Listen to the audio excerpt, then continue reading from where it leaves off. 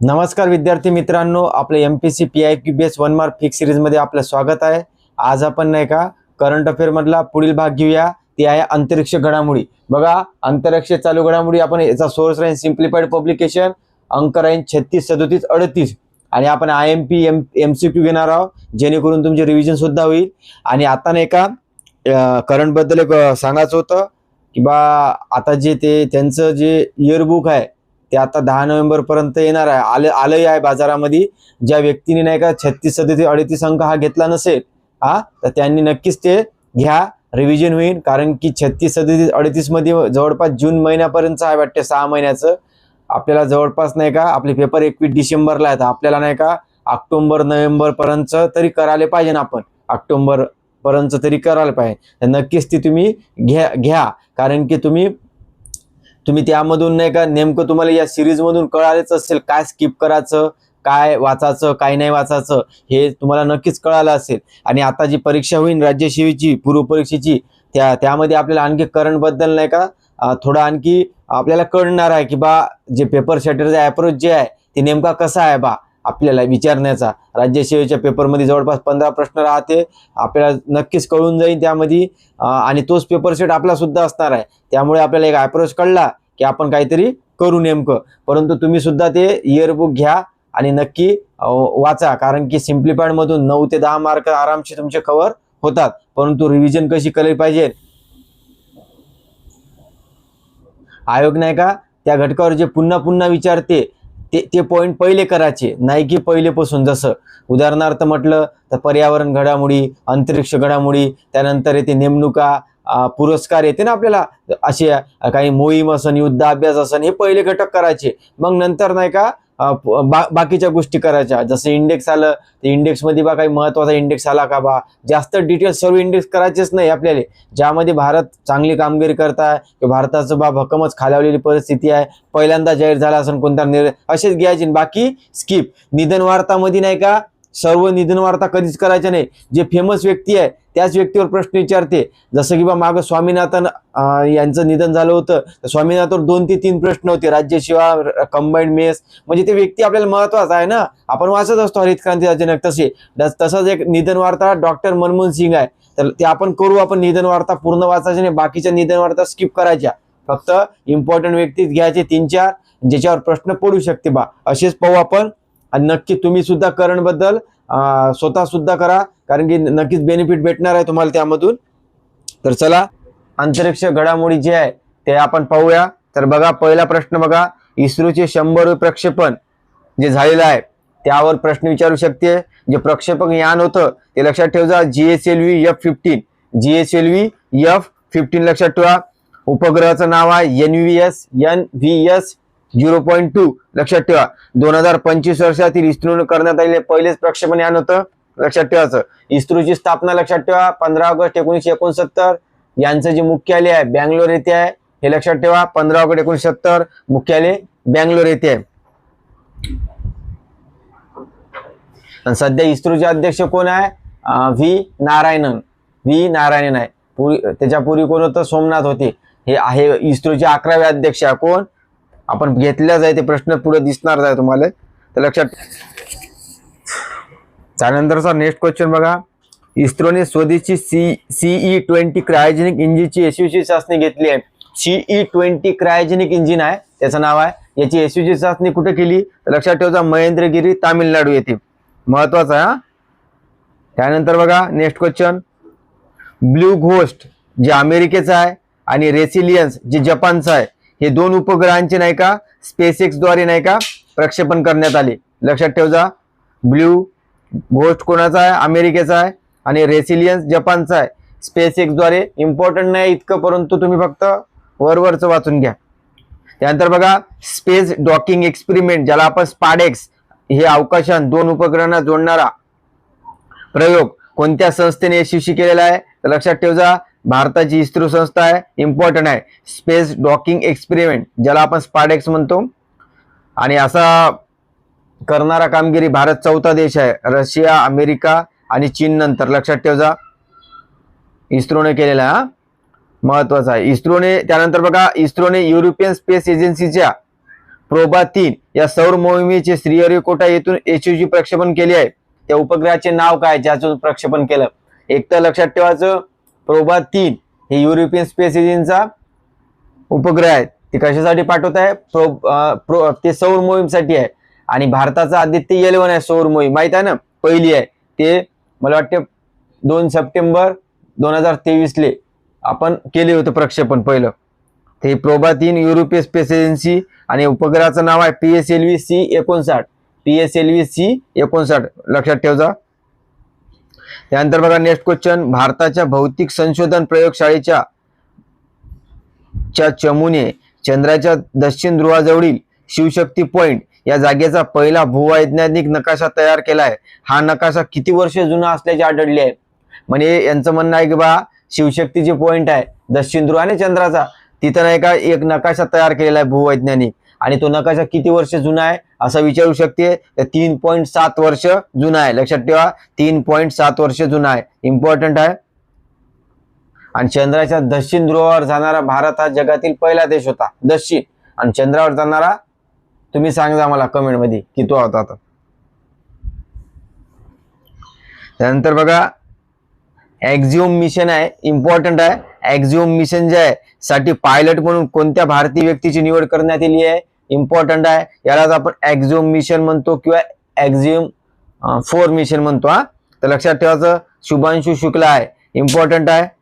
त्यानंतर बघा प्रवास कुठून करणार आहे हे जे शुभांशु शुक्ला एक्झिओम मिशनचा? तर नासाचं केनेडी स्पेस सेंटर आहे, इम्पॉर्टंट आहे. ISS म्हणजे जे आंतरराष्ट्रीय प्रयोगशाळा जे स्थानक असते ना आंतरराष्ट्रीय, त्यामध्ये ISS प्रयोगशाळेला भेट देणारे पहिले भारतीय ठरणार आहे. या मोहिमेचे जे नेतृत्व कोण करणार आहे एक्झिओम मिशनचं? तर लक्षात ठेवायचं पेगी विल्सन करणार आहे. हा, यामध्ये एकूण 4 व्यक्तीचा समावेश आहे. बॅकअप क्रू म्हणून कोणाची निवड झालेली आहे? तर प्रशांत नायर भारतीय आहे.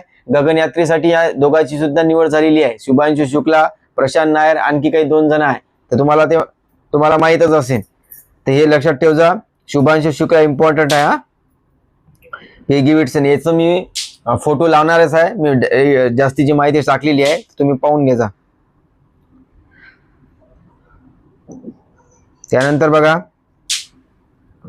Chandrayaan-3 जी मोहीम होती ना त्याच्याबद्दल मी फोटो लावलेला आहे, कारण की आपल्याला 2 वर्षापूर्वीची आहे, परंतु थोडंफार माहित पाहिजे. तर लक्षात घ्या Chandrayaan-3 मोहीम जी आहे प्रक्षेपण 14 जुलै 2023 झालं होतं. चंद्रावर लँडिंग झालं होतं यांचं 23 ऑगस्ट 2023. आणि हा दिवस आपण कोणता दिवस करून साजरा करतो? राष्ट्रीय अंतराळ दिन, 23 ऑगस्ट. लँडरचं नाव आहे विक्रम, रोवरचं नाव आहे प्रज्ञा, हे लक्षात ठेवा. आणि जे आपण जे लँडिंग केलं होतं त्या ठिकाणाचं नाव आहे शिवशक्ती पॉइंट.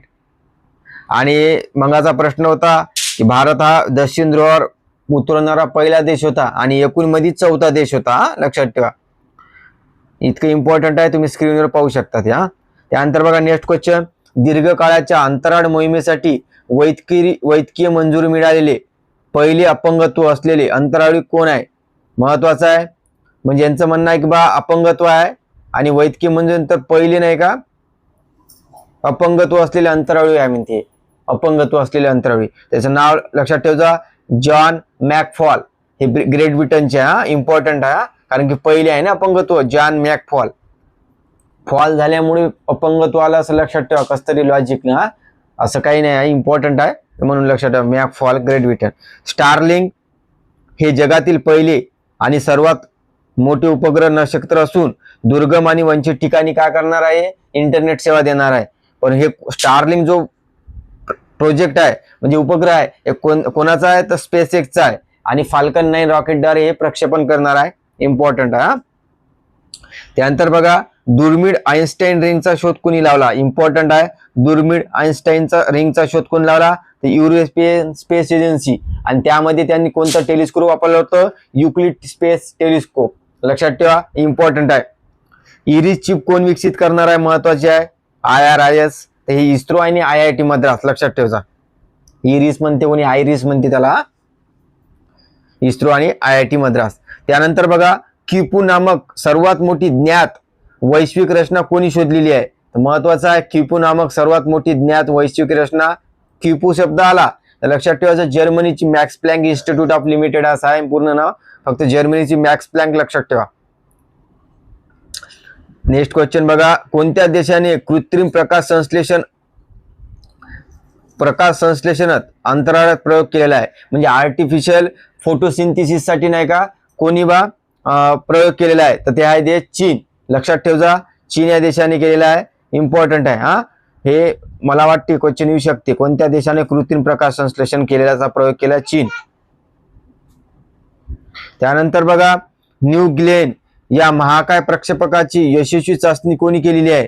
तर लक्षात ठेवा, न्यू ग्लेन या महाकाय प्रक्षेपकाची यशस्वी चाचणी कोणी केलेली आहे? तर ब्ल्यू ओरिजिन कंपनीने केलेली आहे. इम्पॉर्टंट आहे. त्यानंतर इस्रोच्या ऑर्बिटर एक्सपेरिमेंट मॉड्यूल मध्ये कोणत्या भाजीची वाढ होत असल्याचे दिसून आले आहे? तर लक्षात ठेवा, पालक. हे आपल्याला महत्वाचं आहे हा. आणि चवळी बियाणं अंकुर फुटली आहे असा प्रश्न विचारला असं रॅन्डमली, तर लक्षात ठेवा, चवळी बियाणं अंकुर फुटली आहे आणि पालकचं काय करणार आहे? वाढ करणार आहे तिथं. त्यानंतरचा नेक्स्ट क्वेश्चन बघा, इस्रो आणि कोणत्या अंतराळ संस्थांनी नाही का 4 डिसेंबर 2025 ला स्वाक्षरी केलेली आहे? कशासाठी? ते भारताचे जे गगनयान मोहीम आहे यासाठी नाही का ग्राउंड ट्रॅकिंग सपोर्ट साठी नाही का स्वाक्षरी केली आहे. ते इम्पॉर्टंट आहे. तर युरोपियन स्पेस एजन्सी आहे, तुम्ही नोट डाऊन करा. जीएसओ कम्युनिकेशन सॅटेलाइट सेवा प्रदान करणारी पहिली खाजगी भारतीय उपग्रह ऑपरेटर बनलेली आहे. कोण? इम्पॉर्टंट आहे. जीएसओ कम्युनिकेशन सॅटेलाइट सेवा प्रदान करणारी पहिली खाजगी भारतीय उपग्रह ऑपरेटर बनलेली आहेत अनंत टेक्नॉलॉजी लिमिटेड. लक्षात ठेवा, अनंत टेक्नॉलॉजी. जगातील पहिला सेल्फ ड्रायव्हिंग उपग्रह कोणी विकसित केलेला आहे? तर लक्षात ठेवा, चीनने केलेला आहे. जगातील पहिला सेल्फ ड्रायव्हिंग उपग्रह कोणी प्रक्षेपित केला आहे? तर चीन. इम्पॉर्टंट आहे, जगातील पहिला आहे सेल्फ ड्रायव्हिंग. दुसऱ्या आकाशगंगेतील OH-G64 तारा म्हणजे WOH-G64 तारा या ताऱ्याचे झूम केलेले छायाचित्र कोणी घेतले आहे? तर लक्षात ठेवा, युरोपियन सदर्न वेधशाळा आहे. युरोपियन सदर्न वेधशाळा. त्या टेलिस्कोपचं नाव आहे व्हेरी लार्ज टेलिस्कोप इंटरफेरोमीटरच्या मदतीने. Very large telescope. हे अशा आपल्याला विचारते प्रश्न. कधी जर एखादी प्रतिमा जर कोणत्या टेलिस्कोपने गेली टिपली असेल तर आपल्याला माग 23 मध्ये जेम्स टेलिस्कोप आहे ना, जेम्स वेब टेलिस्कोप, त्याच्यावर प्रश्न आला होता म्हणून हे मी घेतलेलं आहे. लक्षात ठेवा, व्हेरी लार्ज टेलिस्कोप आहे. त्यानंतर बघा, आपल्याला नाही का निसार उपग्रहाबद्दल विचारले जाते. निसार उपग्रह कोणत्या 2 देशाची पहिली संयुक्त मोहीम आहे? तर लक्षात ठेवा, एन वरून नासा आणि आय वरून काय लागते? इंडिया. हे दोघांचा आहे. नासा म्हणजे अमेरिकेची, भारताची इस्रोचा आहे. पहिली संयुक्त मोहीम आहे निसार. आणि या निसारचा लॉंग फॉर्म आहे एन वरून नासा, आय वरून इंडिया, म्हणजे इस्रो. इस्रो. आणि सोबत जे SARचा अर्थ आहे सिंथेटिक अपार्चर रडार. लक्षात ठेवा, याचं प्रक्षेपण जे आहे 30 जुलै 2025 आहे. हे सर्वात शक्तिशाली काय? पृथ्वी निरीक्षण उपग्रह आहे. पृथ्वी निरीक्षण हवामान संबंधी माहिती सांगणार आहे. दर 12 दिवसाने ते अपडेट करणार आहे. त्यानंतर बघा, हे 5 वर्षासाठी असं यासाठी जे यान वापरण्यात आलेलं आहे ते GSLV F-16 आहे. GSLV F-16 आहे. इम्पॉर्टंट आहे, लक्षात ठेवा. आणि याचं प्रक्षेपण होणार आहे श्रीहरिकोटा येथे. त्यानंतर बघा, एक्झिओम 4 मिशन आहे, 4 मोहीम आहे एक्झिओमची. ह्याच्यावर आपल्याला प्रश्न विचारला जाते, तर तुम्ही ते लक्षात ठेवा. मी तुम्हाला स्क्रीनवर दाखवतो फोटो. एक्झिओम 4 मोहीम जी आहे हे आंतरराष्ट्रीय अंतराळ स्थानकासाठी राबवण्यात आलेली पहिली खाजगी क्रू अंतराळ मोहीम आहे. खाजगी मोहीम आहे पहिली एक्झिओम. आणि हे प्रक्षेपण जे आहे 25 जून 2025 आहे. तारीख सुद्धा लक्षात ठेवा, सध्या चर्चेत आहे ते. त्यानंतर बघा, याचं जे ठिकाण आहे प्रक्षेपणाचं एक्झिओमचं ते कुठं असणार आहे? तर ते आहे कॅनेडी स्पेस सेंटर, फ्लोरिडा. आणि प्रक्षेपण यान आहे फाल्कन 9 स्पेस एक्सचं. त्यानंतर याचे संचालन तर माहित आहे एक्झिओम स्पेस आहे. अंतराळ यान जे आहे क्रू ड्रॅगन ग्रेस आहे. या मोहिमेची ब्रीदवाक्य लक्षात ठेवा, realise the return. Realise the return. यामध्ये सहभागी अंतराळी एकूण किती आहे? 4 जण. त्यापैकी भारताचा एक आहे बघा. पहिला आहे, याचे जे नेतृत्व करणार आहे म्हणजे कमांडर जे आहे अमेरिकेची पेगी विटसन आहे. त्यानंतर शुभांशु शुक्ला भारताचे पायलट म्हणून आहे. आणि मिशन स्पेशालिस्ट म्हणून 2 व्यक्ती आहे. एक आहे टिबोर कापू जे हंगेरीचे आहे आणि स्लावोज उजनास्की जे पोलंडचे आहे, हे सुद्धा मिशन स्पेशालिस्ट आहे. आणि एक लक्षात ठेवा, मग सांगितलं होतं बॅकअप क्रू म्हणून कोणाची निवड झाली आहे, प्रशांत नायर यांची केलेली आहे भारताकडून. आणि यामध्ये किती देशाचा समावेश आहे बघा, भारत, अमेरिका, पोलंड आणि हंगेरी या तिन्ही देशाचे नाही का पहिल्यांदाच आंतरराष्ट्रीय अवकाश स्थानकात जाणार आहे. माहिती तुमच्या स्क्रीनवर आहे, तुम्ही पाहून घे जा. त्यानंतर शुभांशु शुक्ला बद्दल थोडं बघा. अंतराळ प्रवास करणारे 634वे अंतराळवीर आहे. येऊ शकते आपल्याला शुभांशु शुक्ला बद्दल. आंतरराष्ट्रीय अंतराळ स्थानकात जाणारे पहिले भारतीय आहे. राकेश शर्मा यांच्यानंतर अंतराळ जाणारे दुसरे भारतीय, परंतु आंतरराष्ट्रीय स्थानकात म्हटलं तर पहिले. हे इम्पॉर्टंट आहे इतकं. आणि यांनी जे प्रशिक्षण घेतलं होतं रशियाच्या गागारिन कॉस्मोनॉट प्रशिक्षण केंद्रात घेतलं होतं. गगनयान बद्दल यांची नाव आहे, आपण पाहू नंतर. प्रश्न तुमच्या स्क्रीनवर लावला आहे, तुम्ही पाहून घ्या आहे.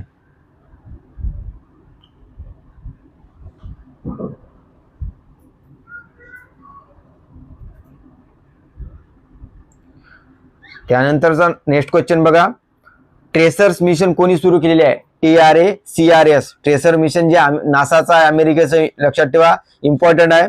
कशा संबंधी आहे? मॅग्नेटिक रिकनेक्शन संबंधी, म्हणजे पृथ्वीच्या चुंबकीय ढाल अवकाशातील हवामानाच्या प्रभावापासून ग्रहाचे संरक्षण. चुंबकीय शब्द येईल, पृथ्वीचा चुंबकीय, मॅग्नेटिक, हा तर लक्षात ठेवायचं. Tracer mission NASA. त्यानंतर इनविक्टस कार्यक्रम कोणी सुरू केला? तर युरोपियन स्पेस एजन्सी. हे कशासाठी आहे? हायपरसॉनिक तंत्रज्ञान विकसित करण्यासाठी. फक्त इनविक्टस मोहीम कोणाची आहे लक्षात ठेवायचं? European space. फेटियन 2 हायपरसोनिक वाहनाची यशस्वी चाचणी कोणी केली आहे? फेटियन 2 चीन. लक्षात ठेवा, जिथं मी चीन म्हणता ना, तुम्ही एकत्र करू शकता ते प्रश्न चीनची एका खाली लिहून.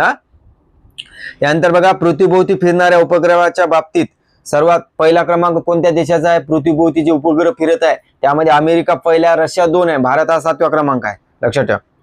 गोसॅट GW उपग्रह कोणत्या देशाचा आहे? तर जपानचा आहे. इम्पॉर्टंट आहे, कधी हे जोड्या लावत लिहून घ्यायचं. गोसॅट.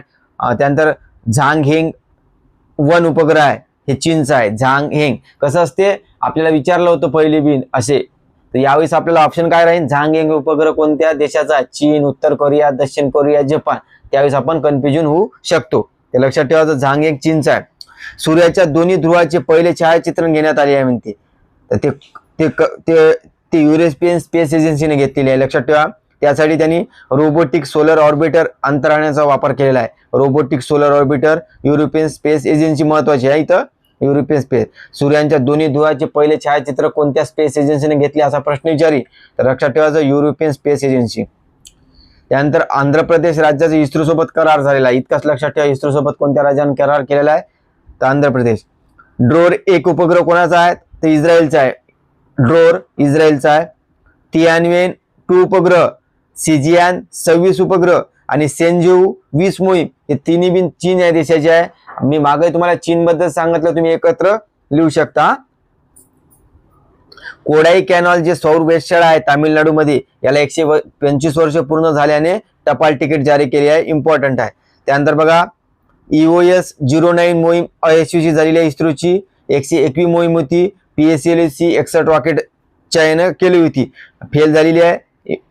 एवढे लक्षात ठेवू नका, फक्त वाचून लक्षात ठेवा. कोणती? EOS अर्थ ऑर्बिट सिस्टीम आहे, त्याचा लॉंग फॉर्म. पृथ्वी 121 मोहीम होती. त्यानंतर लक्षात ठेवा, ग्रेल मोहीम कोणत्या देशाची आहे असं म्हटलं? ग्रेल GRAI, तर नासाची चंद्र विज्ञान मोहीम आहे. लक्षात ठेवा नासाची ग्रेल मोहीम, डायरेक्ट विचारी नासा.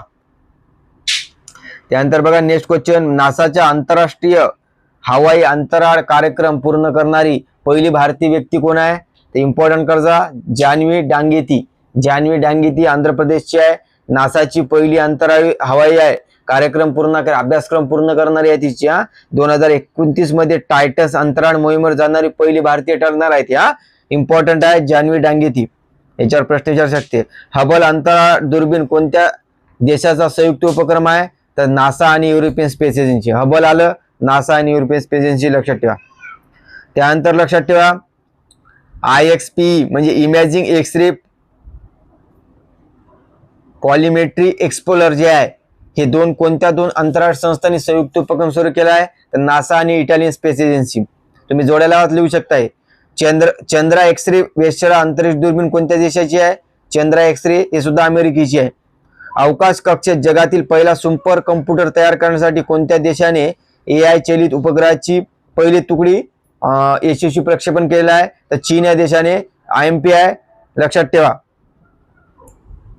भारतातील पहिला विचारशील डेटा कम्प्युटर उपग्रह प्रक्षेपित करण्याची योजना कोणी जाहीर केलेली आहे, तर हे TM2 स्पेस, हैदराबादची कंपनी आहे TM2 स्पेस. लक्षात ठेवा डेटा कम्प्युटर हा भारताचा आहे म्हणून लक्षात ठेवा TM2 स्पेस. त्यानंतर बघा भारतीय अंतराळवीर शुभांशु शुक्ला यांनी कोणत्या रेडिओ वापरून आंतरराष्ट्रीय अंतराळ स्थानकावरून विद्यार्थ्यांशी संवाद केला, तर ते होतं ham radio, HAM ham radio. लक्षात ठेवा. तिथं त्यांनी नाही का सोबत काय नेलं होतं माहिती आहे का, मूग आणि मेथी बियाण्याचे फोटो शेअर केले होते यांनी, मूग आणि मेथी असंच लक्षात ठेवा. आणि सोबत खेळणी नेली होती एक त्यांनी, पांढरा हंस, त्याचं नाव होतं जॉय. लक्षात ठेवजा, असं इम्पॉर्टंट आहे कारण की वर नेत आहे तर कधी रॅन्डमली विचारला तर आला पाहिजे, विचारत नाही त्यांनी. हॅम रेडिओ लक्षात ठेवजा. भारतातील पहिला हायड्रोजन ऑक्सिजन प्रोपल्शन इंजिनची यशस्वी चाचणी कोठे घेण्यात आली, तर IISc बँगलोर.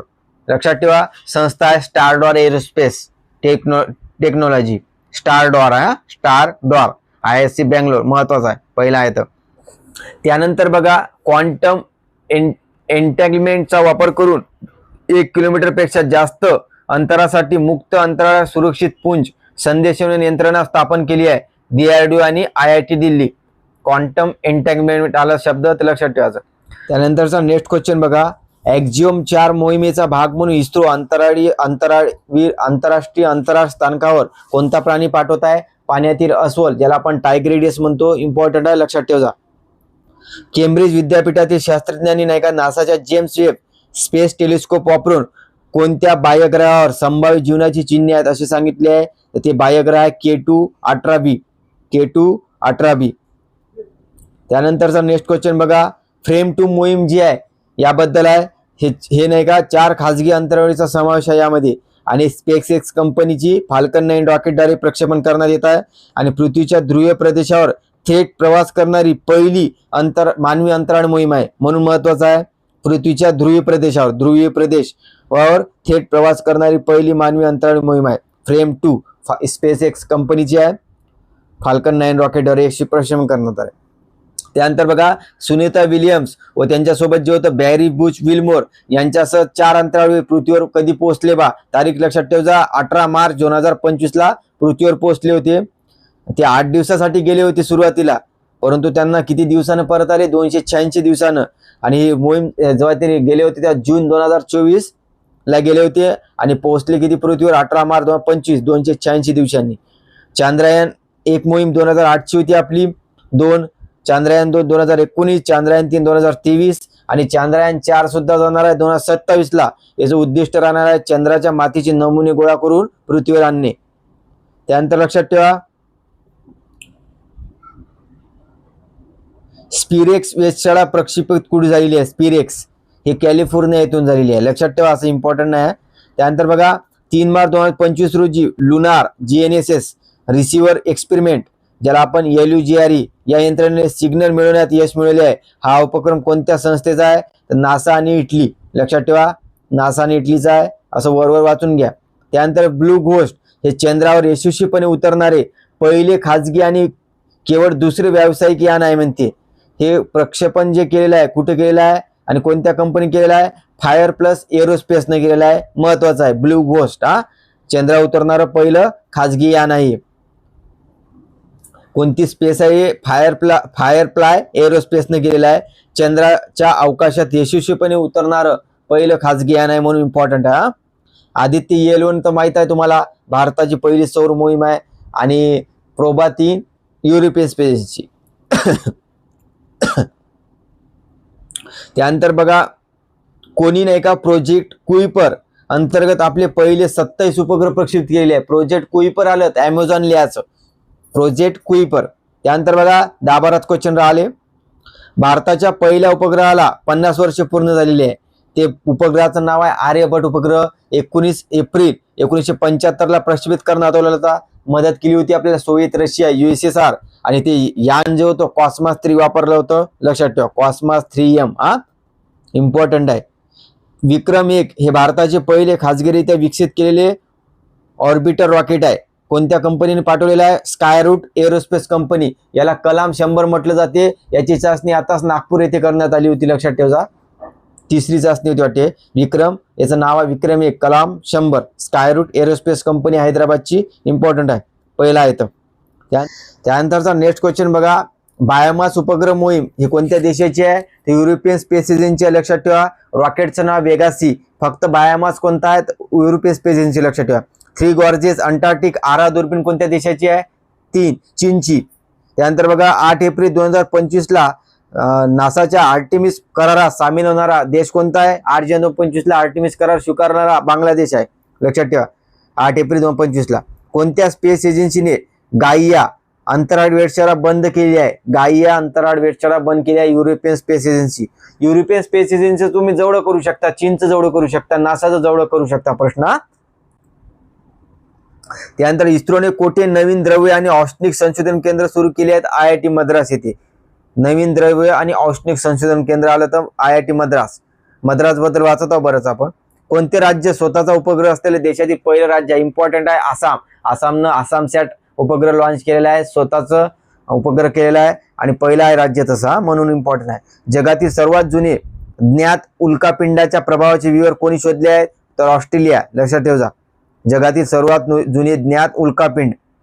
नासा आणि नोकिया अंतराळ पहिले चंद्रावर नाही का सेल्युलर नेटवर्क सुरू करणार आहे. नासा आणि नोकिया, लक्षात ठेवा. पहिले चंद्रावर सेल्युलर नेटवर्क सुरू करणार आहे. त्यानंतर लास्ट क्वेश्चन बघा. ब्ल्यू ओरिजिनच्या न्यू शेपर्ड वाहनाने प्रवास करणारे दुसरे भारतीय कोण आहे? तर लक्षात ठेवा तुषार मेहता आहे. पहिले माहित आहे गोपी थोटाकुर आपण पाहिलेला आहे. ब्ल्यू ओरिजिन मिशन आहे, न्यू शेपर्ड आहे, खाजगी मोहीम असते. हे अंतराळात नाही का पाठवत, पर्यटन मोहीम असते. हे इथं आपण पैसे जर केले तर आपण तिथं जाऊ शकतो, आंतरराष्ट्रीय अंकातून वर पाहू शकतो कशा प्रकारे आहे ते.